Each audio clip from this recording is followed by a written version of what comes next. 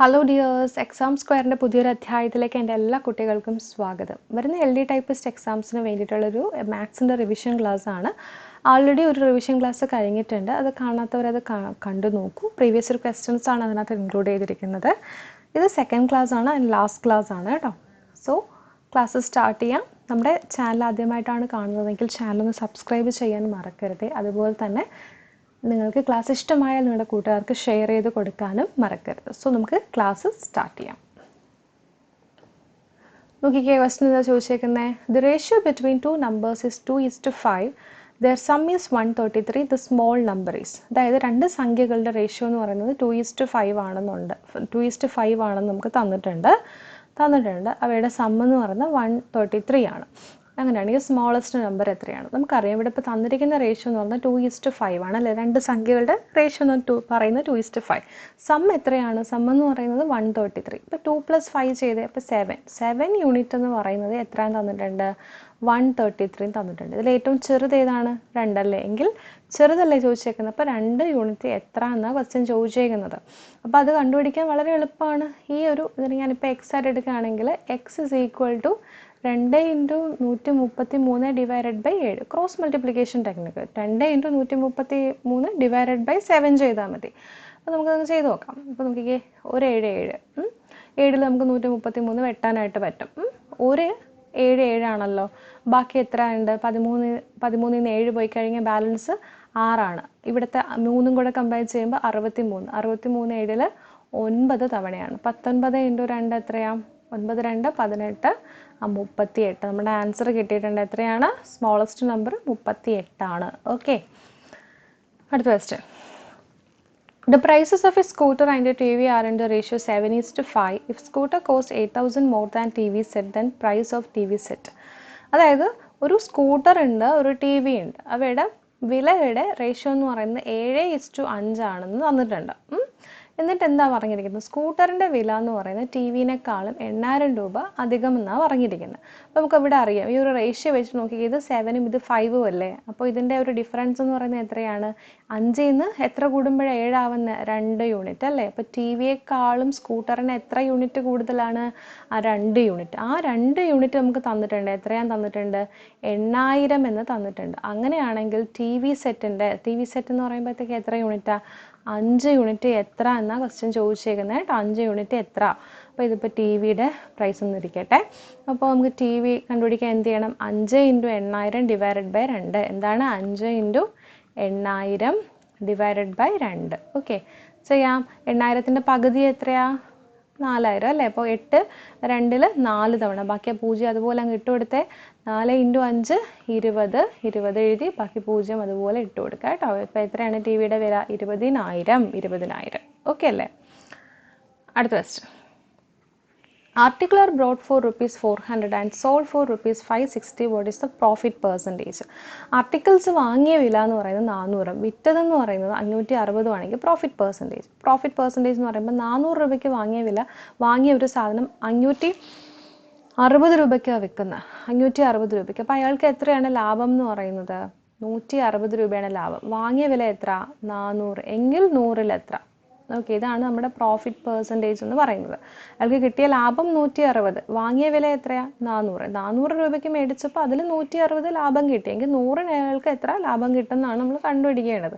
അപ്പോൾ ഈ 0 നമ്മൾ കട്ട് ചെയ്യുകയാണെങ്കിൽ 4 ഇവിടെ ഒരു 4 16ൽ 4 തവണയാണ്. അപ്പോൾ എത്ര കിട്ടി? 40% ആണ് അയാൾക്ക് ലാഭം കിട്ടിയേക്കുന്നത്.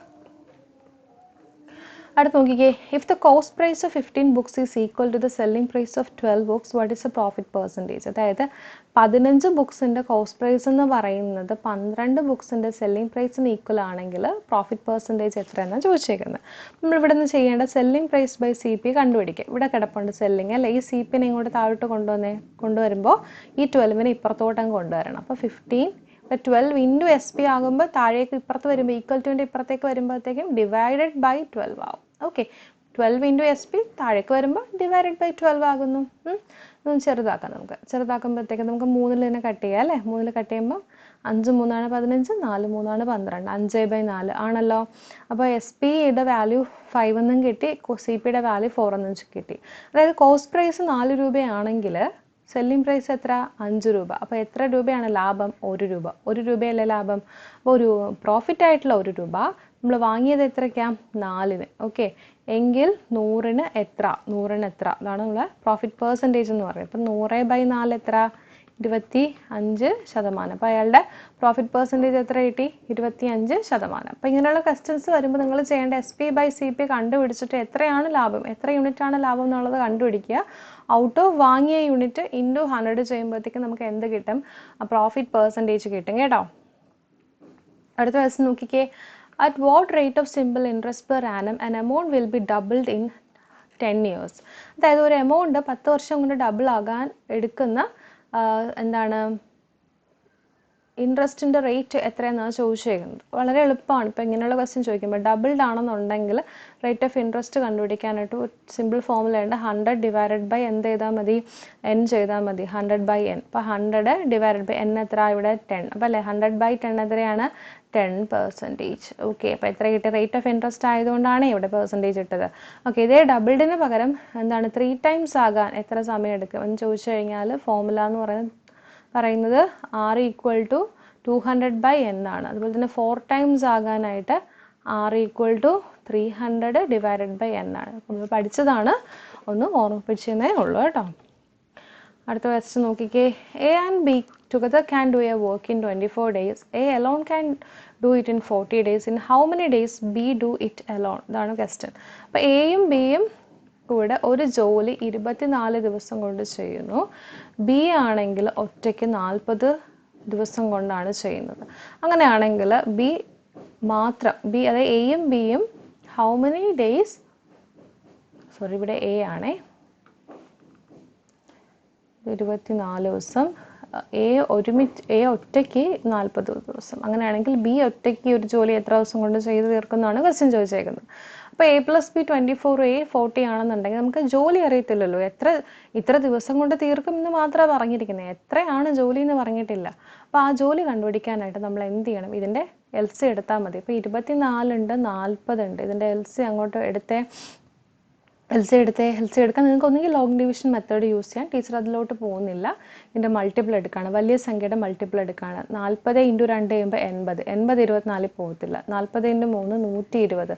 120 എന്ന് പറയുന്നത് ഏതിൽ പോവും? 24 5 തവണയാണ് 120 വരുന്നത്. അപ്പോൾ 120 എടുത്തു. 24 × 5 ആണ് 120. 40 × 3 ആണ് 120 എന്ന് പറയുന്നത്. ഇത്രയാണല്ലോ. ഈ 5ഉം 3ഉം എന്ന് പറയുന്നത് ഇവരുടെ എഫിഷ്യൻസിയാണ്, കഴിവാണ്. ഓക്കെ, അപ്പം നമുക്ക് ടോട്ടൽ എത്ര ജോലിയുണ്ട്? 120 ജോലിയാണ് ഉണ്ട്. ആ 120 ജോലി എയും ബിയും കൂടി 24 ദിവസം കൊണ്ട് ചെയ്യുന്നു. ഒരു ദിവസം അവർ ചെയ്യുന്ന ജോലി 5 ജോലിയാണ്.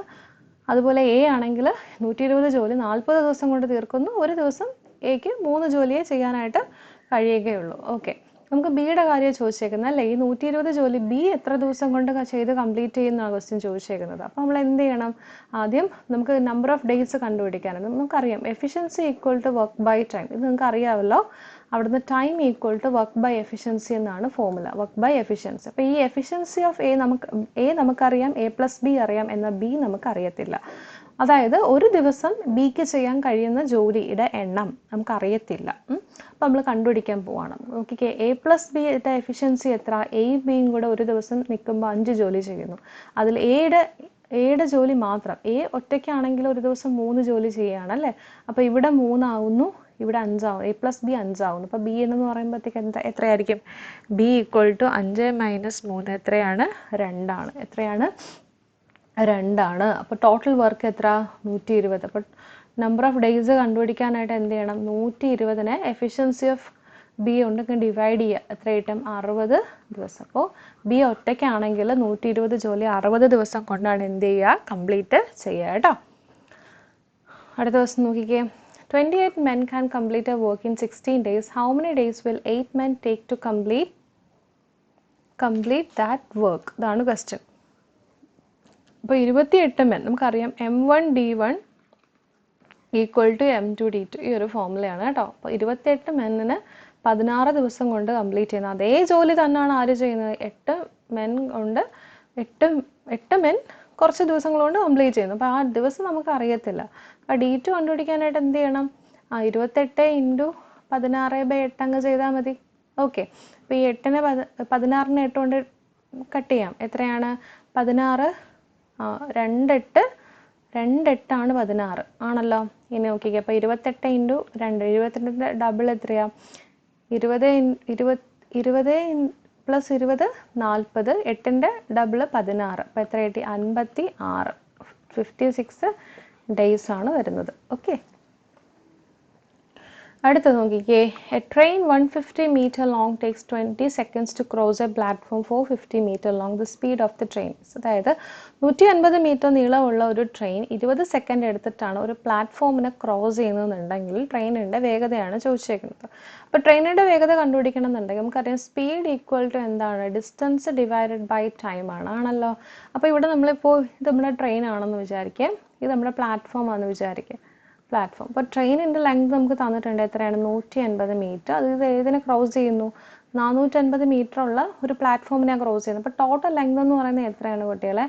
150 പ്ലസ് 450 എത്ര വരും? 600 ആണ് വരുന്നത്. അപ്പോൾ 600 ഡിവൈഡഡ് ബൈ ടൈം എത്ര തന്നിട്ടുണ്ട്? 20 സെക്കൻഡ്. അപ്പോൾ 0 ക്യാൻസൽ ചെയ്യാം. 60/2 എന്ന് പറയുന്നത് 30 മീറ്റർ പെർ സെക്കൻഡ് ആണ് നമ്മുടെ ആൻസർ കേട്ടോ.